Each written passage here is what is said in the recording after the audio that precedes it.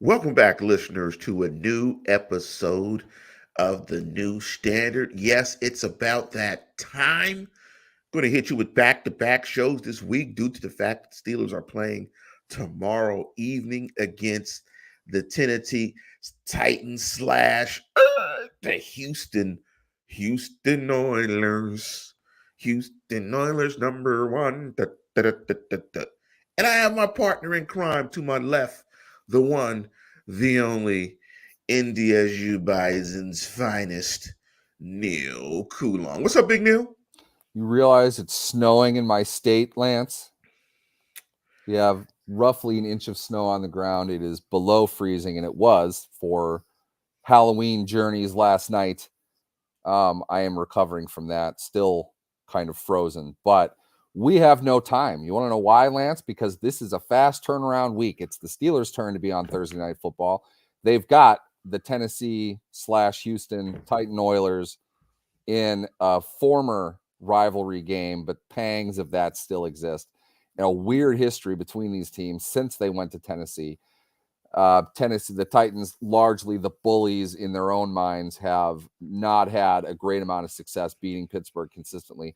Pittsburgh tends to beat this team, regardless of how good either side or both or neither is. But the games are always weird and competitive. Considering it's a primetime game tomorrow night, this is a weird one. There's a lot of stuff going on, and not a whole lot of time to break all of it down.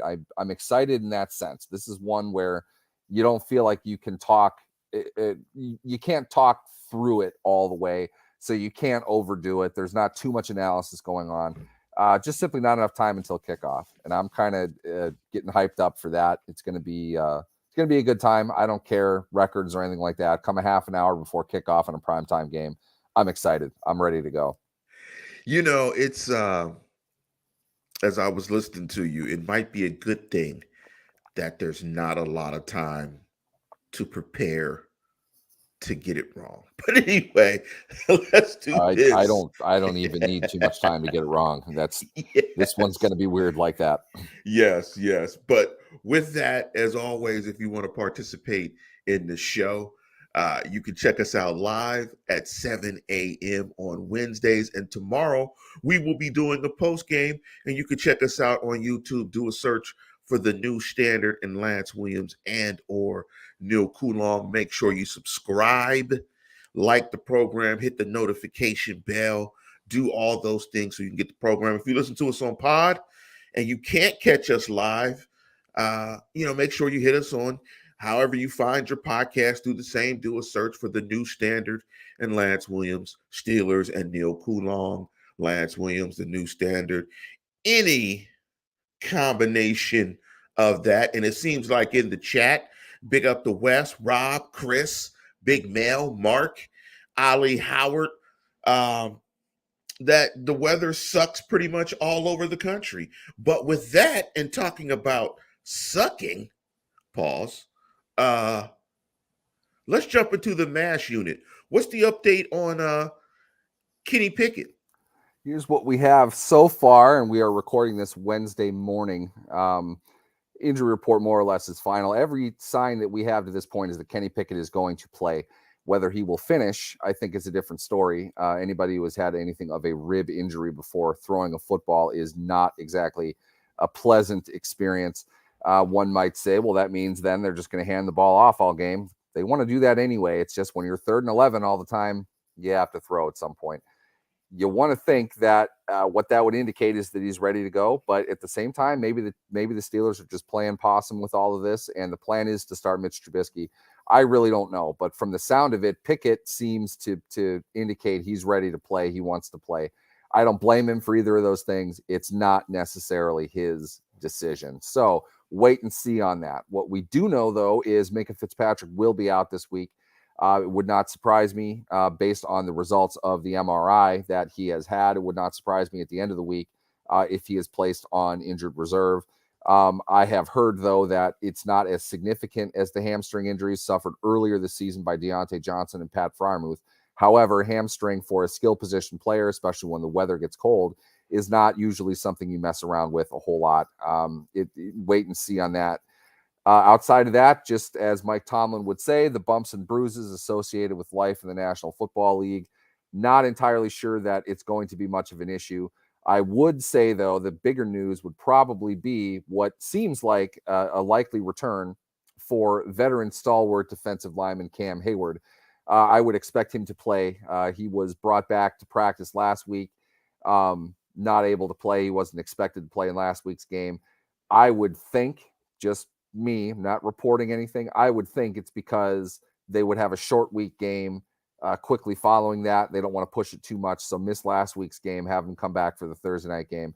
Then they get 9 days off leading into their week 10 game. So it'll be big either way. I think you're going to have some key guys out. You're going to have some key guys coming back. This is kind of the way things go in the second half of the season, and that's what the Steelers are kicking off. To Mike Tomlin's point in the quote, he always says, it's a fast moving train. And so, with that being said, it keeps on moving, whether you're prepared or not. And one thing I want to say about, and pick up to Chris Osu. Chris Osu wrote, and I had the comment up there. Let me throw it back. Kenny needs to sit down until healthy. Here's my thought on that: is that playing when you're physically compromised, and he knows it better than I know it, obviously, is part of what you have to do to be one of those guys and one of those put them to play in the NFL. You have to play compromised and physically compromised. And as a quarterback, if you want to be one of those dudes, you absolutely have to play physically compromised. And figuring out how to play while physically compromised is part of the job duty. It's part of what you have to do as a professional quarterback in the National Football League. So for me, as a fan of the team, I'm appreciative of Kenny Pickett coming out and so forcefully saying that he's going to play. I think he gets it. He recognizes that they're still in a very good position this year. You win this game, you go to 5-3, you get a mini bye. You play a couple of teams that you think you might be able to beat afterwards in the Packers. And who did they play before the Packers? Who's the game before the Packers? I'm trying to Titans. think. Aren't the Packers after the Titans? Well, yeah, you're right. I think so you got 2 games in a row with the Titans and the Packers, and then you get into a stretch of tougher games. So he recognizes the importance of it, and I want to just show my appreciation to him. But definitely, playing in a compromised state is a part of the league. It is something that you have to do, you have to learn, and it is a part of being successful. I mean, he's going to have to learn how to do it, and this is great. Short week, physically compromised. This is professional quarterbacking in the National Football League, and so this is a great game. And I want to see how Kenny looks and how he bounces back and what it looks like. But before we jump into a breakdown of the game, I wanted to jump into before I do that. Neil, is there anything you want to, anything that we left out or you left out possibly when you were thinking about Sunday's game that you wanted to touch on that you didn't on the post game? I moved on to Tennessee pretty quickly following that. Watching it back again, it was a miserable performance. They really did not play well. We have been fairly and reasonably complaining about the direction and the coordination of their offense. Their players absolutely did not execute anything in that game. They deserved to lose. They were the lesser of the 2 teams. Nothing worked the way that it was drawn up to work, and frankly, it should have. So a very frustrating game, and a good one though, in one way anyway, to have in the rearview mirror quickly, because you've got a game coming up and a equally important game. They're not going to be able to coast through anybody. They've got what we think are some cupcakes on the schedule, some probably not very good teams. I don't think Pittsburgh right now is a very good team either. So if they want to go anywhere, if they want to do anything, This is a game they absolutely have to win, and to do that, they're going to need to get over the S bomb they dropped at Akron Stadium uh, against Jacksonville very, very quickly. And big up to Jennifer Jenny chiming in from Wisconsin. And you have to go to the game, Jenny, to root the Steelers on, um, so they can beat the dreaded Cheeseheads. And big up to the Cheeseheads going through their lumps as well with a young signal caller. I wanted to jump into a couple of numbers, Neil, that pop out to me, and there's a bunch of numbers that kind of pop out when you look at where this team is, and I want to get your thoughts on those. Of course, the big number is points per game. The Steelers right now are averaging 16 a game, giving up 21 a game with a difference of 5 points, almost a touchdown. Here's another one that jumps out to me, and we talk about the weighty downs, the badonka donk downs, the fat ass downs. Third down, Steelers offense 35%. That's maybe the lowest in football. Is it Right there really with 35? down there with Carolina and the Raiders is pretty low. Oof, Opposition that's bad.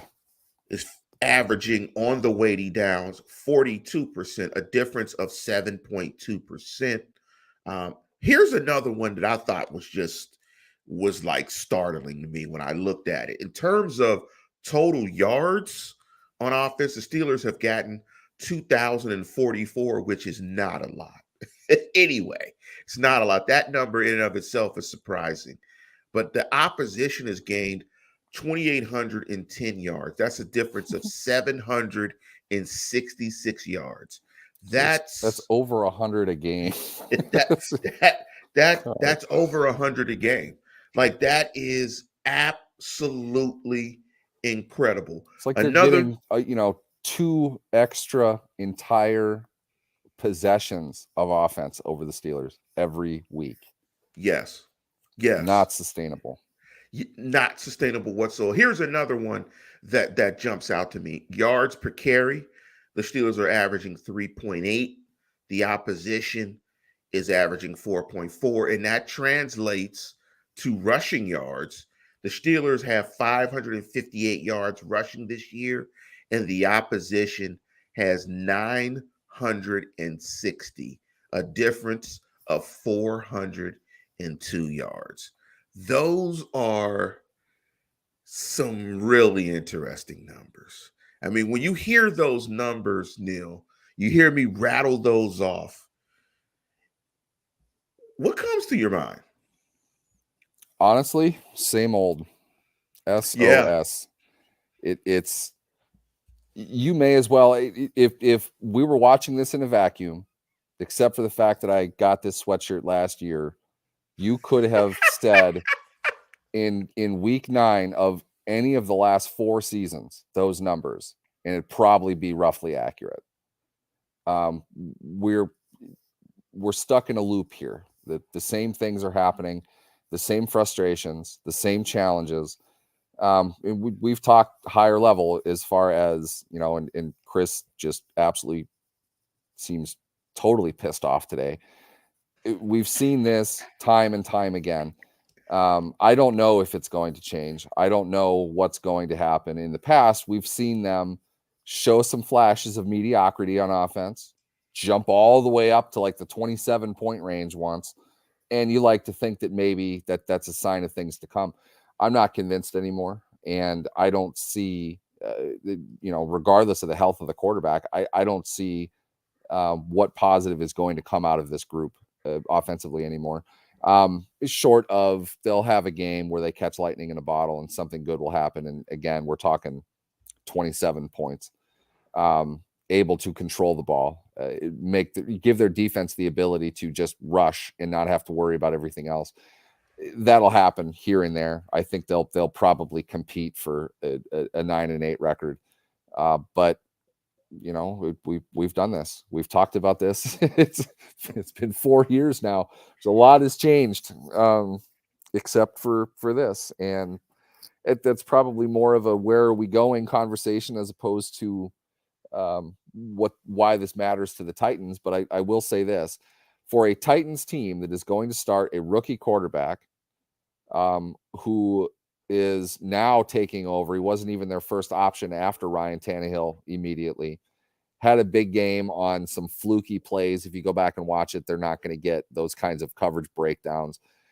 If the Steelers are moved by Will Levis in this game, and I'm pulling Mad Dog here, I'm not serious, so keep that for your soundbite.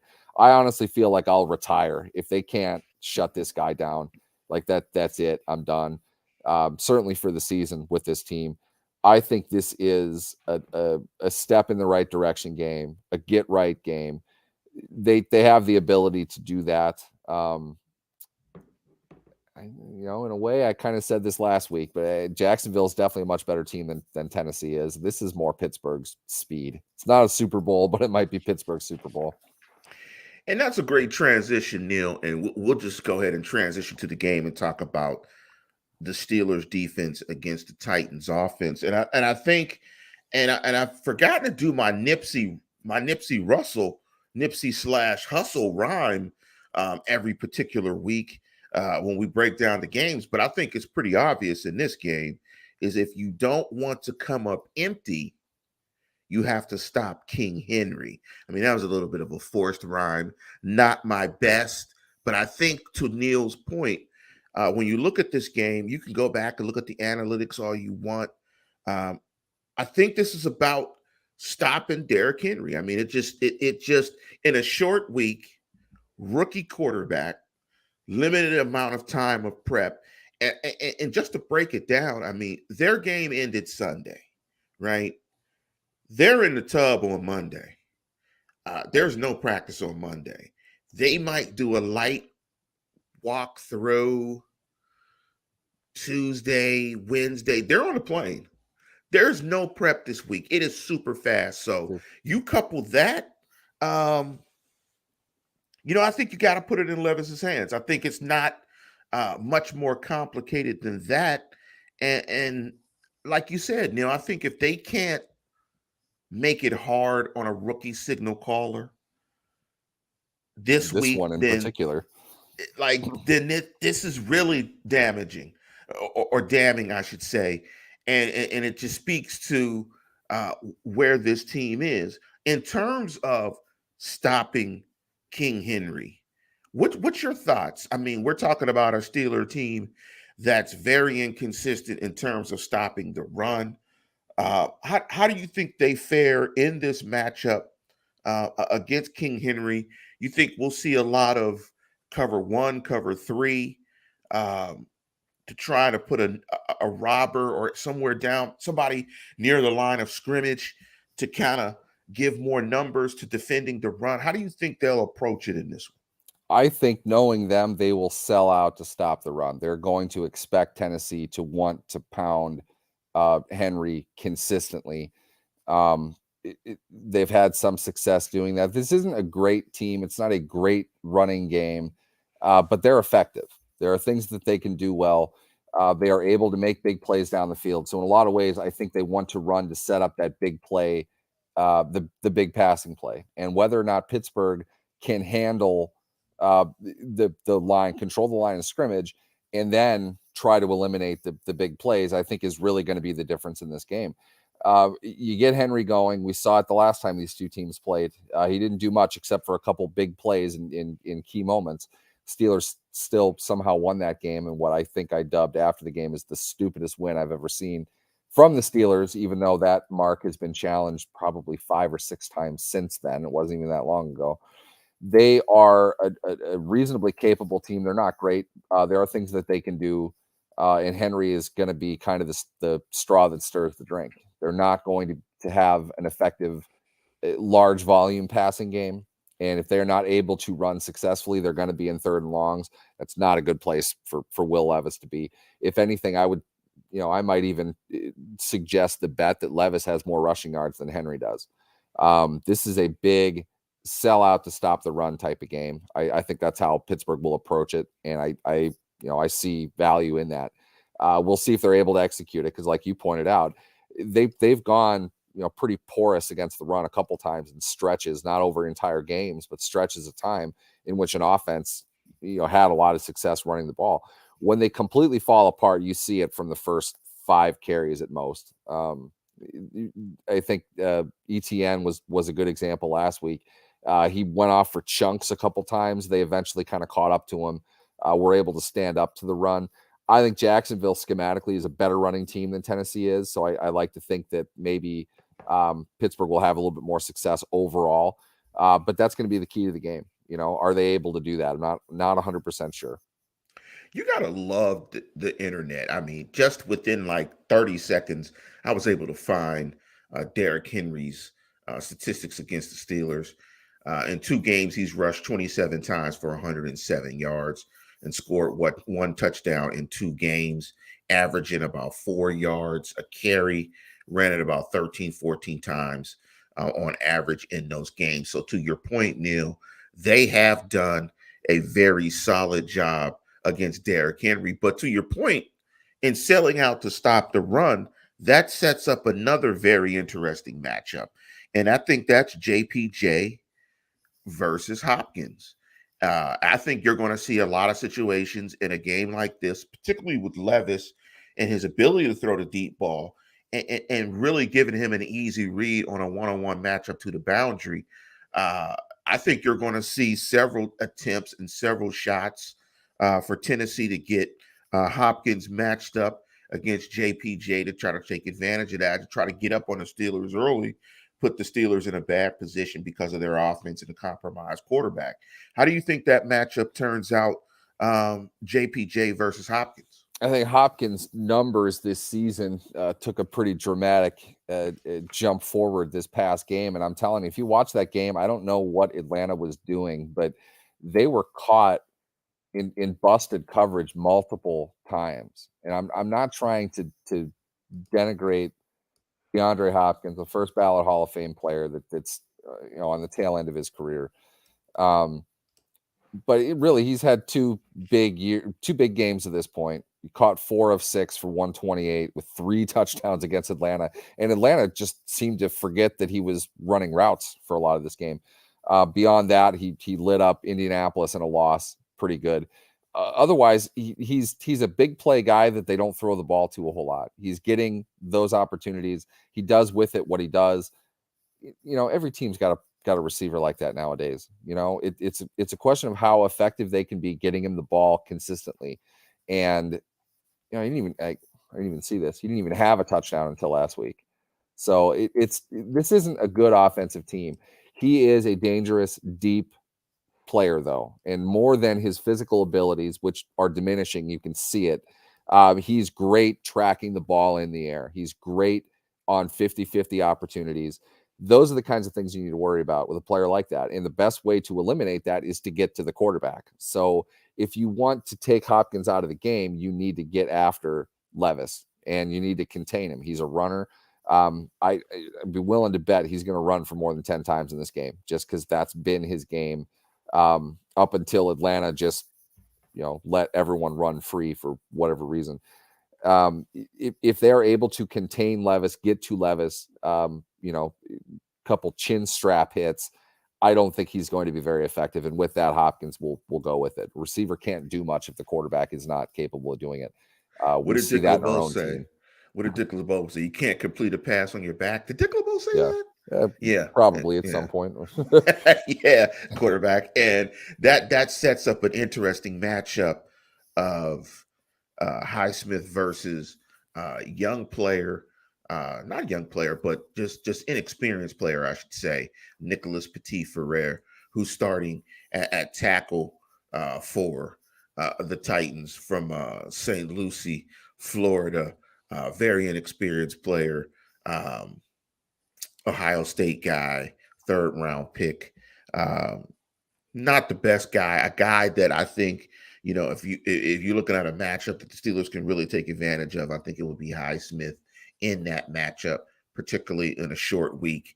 Maybe you throw some TE stuff or some stunts or something. I don't know if I would say exotic, but maybe you challenge his intellect in terms of prep in a week by showing him some pressure looks that maybe he may have not seen on film in a short week of prep.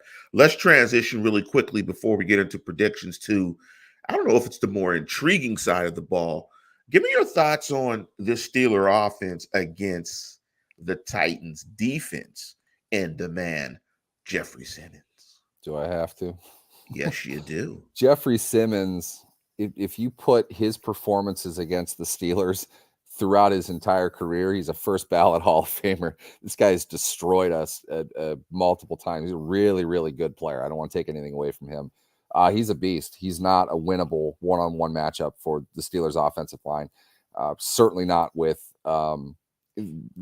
situations in which you're going to have him locked up on Mason Cole. Whatever it is that they're going to do. Cole continues to have a season beyond a train wreck, and ensure he will not be back next year. We've seen that through several weeks now. This is not a beneficial matchup for him or for the Steelers' interior offensive line. Excellent player, very quick, very aggressive.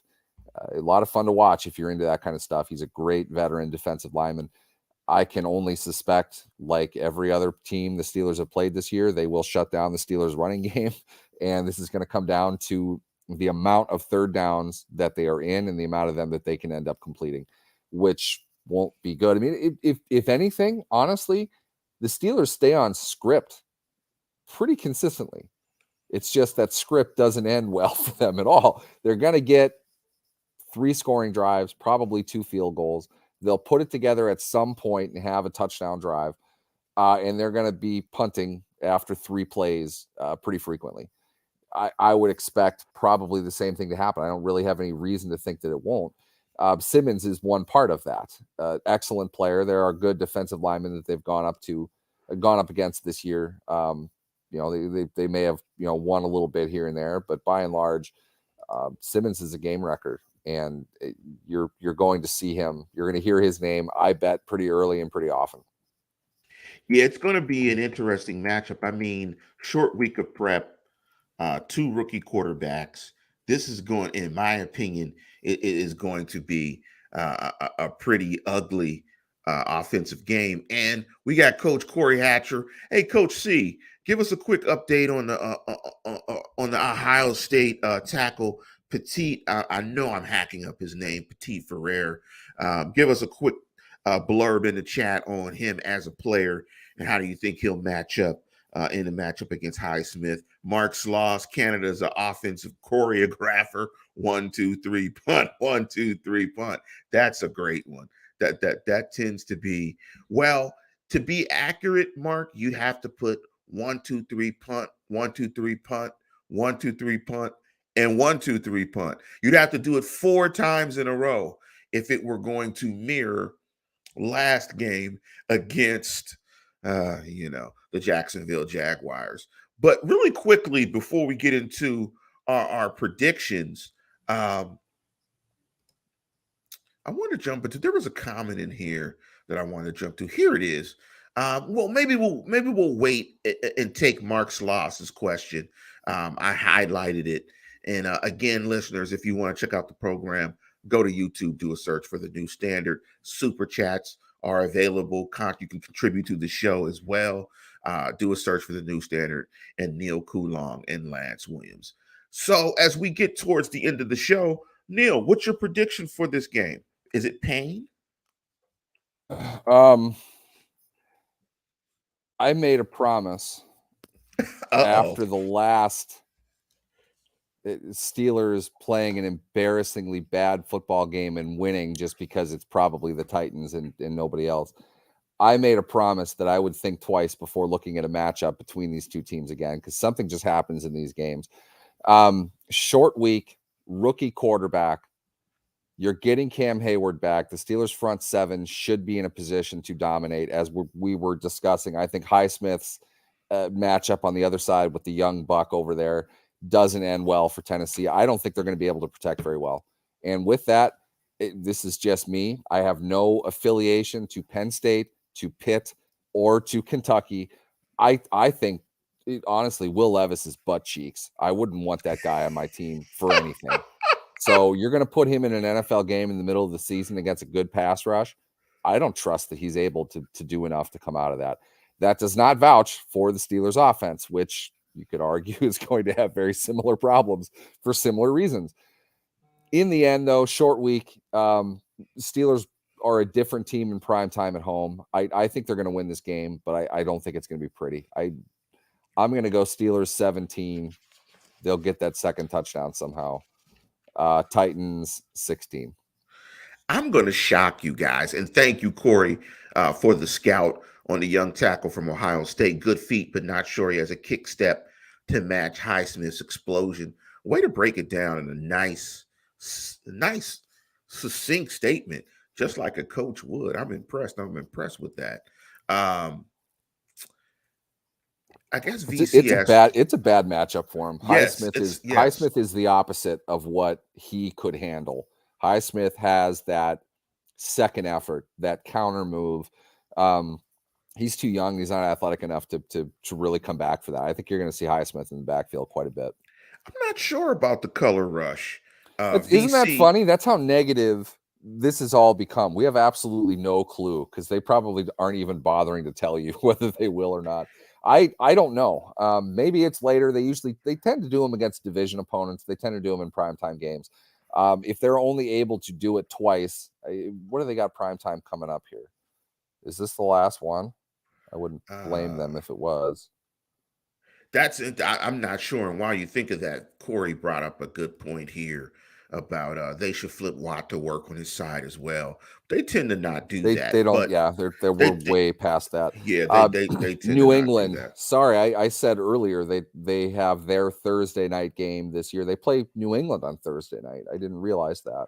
They get 2 Thursdays. Wow, that is their last scheduled primetime game, but they do have a TBD for the Colts, December 17th. They're not putting that game in primetime. Just a hunch. Let me give you my. I would bet they won it against New England, and maybe they're waiting. Otherwise, I bet they would do it versus Cincinnati. That would be great if they wore the Immaculate color rush. Reception anniversary. Week if 16. They wore the color rush. That would be great. And then New England wore the the Grogans. That'd be awesome. Or the John Hanns. That would be awesome. But let me get to my prediction. I'm gonna shock you guys with this one. I think this is a crazy ass game. It's a primetime game. They're coming off of a bad performance. And I think they get a Mike Tomlin performance. When I say that, this will be one of those weird, goofy games where I think they blow Tennessee out. And I think it's going to be one of those games where they choke off the run, particularly with Hayward back. They get after Levis. They get a bunch of turnovers, short field. They get us all juiced and pumped because we dominate on a short week. I think a rookie quarterback on a short week in Pittsburgh, prime time, is a very hard task. I think Levis comes back to earth. I think the Steelers get a bunch of turnovers and win the game 28-13. So yes. hold on. No field goals and 4 touchdowns from this team. When is the last time the Steelers scored flat 28 points? Well, let me say not 28. I'm going to look that up. Let me go not 28. Let me go 27.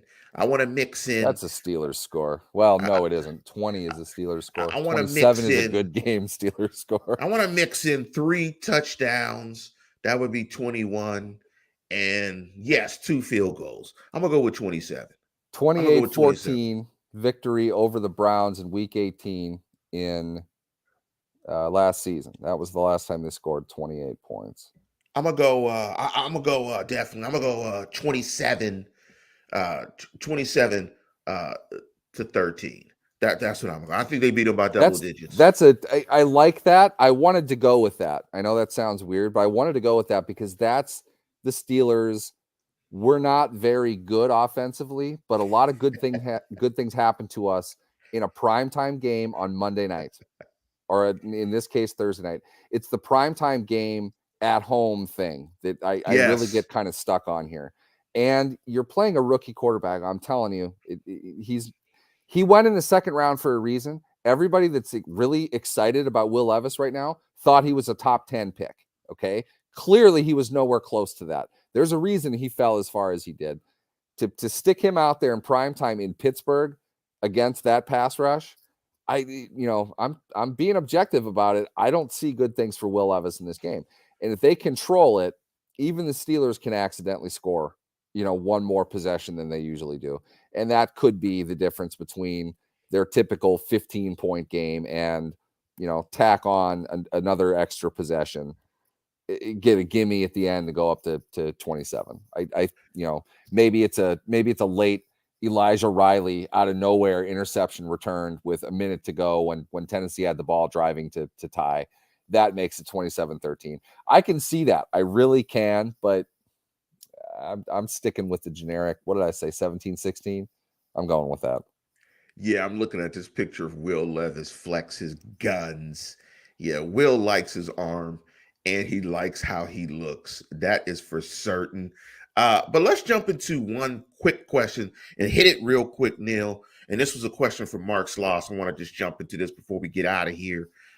Neil and Lance, what do you change in the offseason when this offense doesn't improve? New QB, OCHC? Let me answer it really quickly. The quarterback will stay. The head coach. Okay, now I'm not going to answer it that way. What would I do? What would I do? I would get rid of the OC and the HC. That's what I would do. I would get rid of the OC, the HC, and I would look for a Shanahan guy that's on some staff, Eric Bieniemy, somebody. I would look for an offensive head coach. That's what I would do. I would switch. I'm probably in the same line of that. It's a foregone conclusion. The offensive coordinator's gone. In fact, I would have probably told him, look, if you have an opportunity to get a job in college, come November, December, bowl season, when they're looking for it, just take it. You're not going to be here at the end of the year where there's no way you're coming back. I am 90% sure that conversation has already taken place or it's going to. Zero chance Matt Canada comes back, and I wouldn't have him back. It's just clearly that's not working. If I were in charge, I would tell Mike Tomlin, and this sucks because it really to do it to a coach who's been there for that long. I would say that the way I see this, we need an entirely new coaching staff. I'm not saying everybody. We need to make a lot of changes. Are you okay with that? Which is to say, we're doing this. If you want to still be the head coach, you need to get on board with it. And you're not going to have the final say over who the coaches are going to be. He might walk. That's how Mike Munchak got fired in Tennessee. They wanted him to make a bunch of staffing changes. He said, nah, I'm good. In other words, I don't want to be the head coach that badly. If you're not going to let me cook the dinner the way I want to cook it, I'm not going to do it at all. I wouldn't blame Tomlin for saying, F you. I've done a lot of things for this franchise. I'd wish him the best. I would not say that I fired him. I would let him determine how he would want to do it, but something needs to change, period. This is just not working. It's the same shit. This is a 16-point a game offense in an offensive era of football. Do you realize that?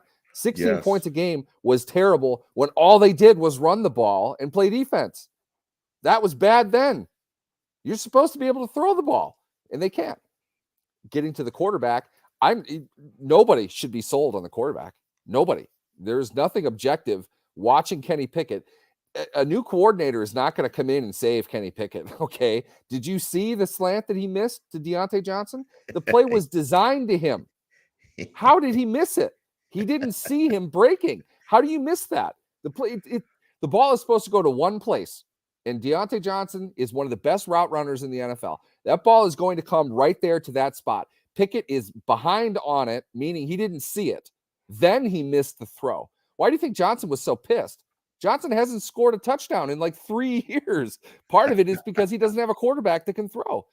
Pickett can't see the field. He's not seeing the field. I'm not saying that it's a lost cause, but I'm pretty close to that point.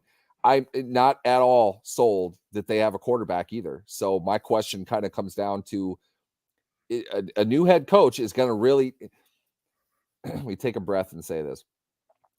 For me, the coordinator doesn't matter anymore because this is an entire reclamation project. What you need is a coach, the head coach, the leader of it, because the only thing the Steelers have to sell a high-level coach is the brand, is That's the it. job security. You need to find somebody that knows how to play football in today's game, and you need to offer them the head coaching job. I don't give a rat's ass what color they are. I don't care how old they are. I don't care anything about the past for the Steelers. You need somebody that can call this game now, today. They're going to need to run the offense because there's no way in hell you are getting a good coordinator to come in here and coach this offense. No way. Who would do that? Maybe me. If they offered me $40 an hour, I might do it. But that's it. Nobody that has aspirations of doing more than being a coordinator is going to take this job because it's a dumpster fire. You don't have a quarterback. You're not going to draft early enough to get one. And this is a good quarterback class. You can't give up a whole lot. You're close enough to the cap where you're not really going to be able to make a whole lot of investment, and you need a complete overhaul. It's not a good time to be a coordinator for the Steelers. Just ask Matt Canada. It's not working out all that great. It's not all on him. A lot of it is personnel. The players are not very good. I don't care what anybody says. Your quarterback is not able to be successful consistently in the NFL, and we've seen him often enough now. I can't risk this for a third year. I'm not going to.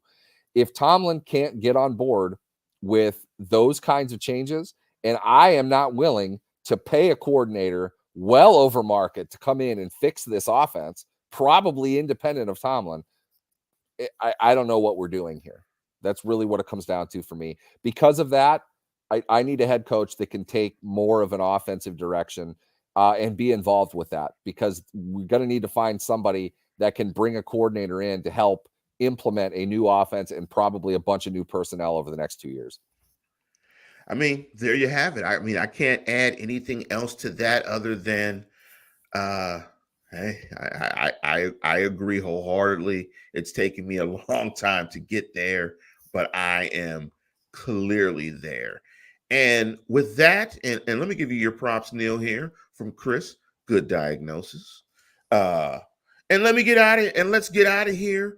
Uh yeah. Well, let's go back before we get out of here. Yeah, Mark, great point. Mark Noel resigned. What? Many coaches do. Yeah, We don't hear yeah. about it. When you hear resignation, it's usually that the team is giving the coach respect. They're not firing him as much as the coach is quitting because the coach doesn't want to do things the way the team does. It happens. Tomlin has been in that seat for a long time. Amazon would pay him $25 million a year to be a studio guy, and I'd listen every single. Nobody is more entertaining to listen to than Mike Tomlin. What do you get him away from the necessities of the job? He's perfect for the studio. If he wants money, that's what he would do. He's a ball coach. That's his personality. That's who he is. I don't think he would leave willingly. But if they give him the ultimatum, and to be honest, I'm 50-50 on whether that happens. I would not surprise me at this point if that's what happened. Um, I also think, though, that he'd get hired in 30 seconds and he would have success with another team. He's a good coach. It's not about being a bad coach or a good coach.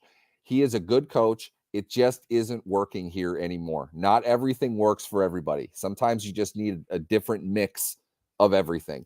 And the Steelers have changed a lot of things recently. They have their first assistant GM. They changed over their GM, who was in his job for 23 years or something like that. They've traded up in the draft to acquire capital. They've traded for marquee players. They've given out a bunch of contracts. They've tried this. It's not a lack of effort. I know everyone thinks that he's stupid and all that bullshit. He's not dumb. It just isn't working anymore. And they need a different voice, in my opinion. That's where I sit today. Let's see how it ends. But overall, it wouldn't surprise me if he was done. And that I would probably say, if we're going to go in a different direction, I'm going to kind of isolate you from these things. We need new voices in here because you need to change what you're doing. I want you to stay here, but it has to be like this. If you don't, I get it. Best of luck to you. You know, I'll leave you alone. However you want to handle this, I'll handle it. That's how much I respect you. But it's just time for the franchise to move on. Absolutely. And with that, we're going to go ahead and conclude the show. Both Neil and I are picking the Steelers which is always bad news. So the game will be very interesting tomorrow. But with that, we're going to get out of here. And as always, tune in, tell a friend, and subscribe. Go Steelers.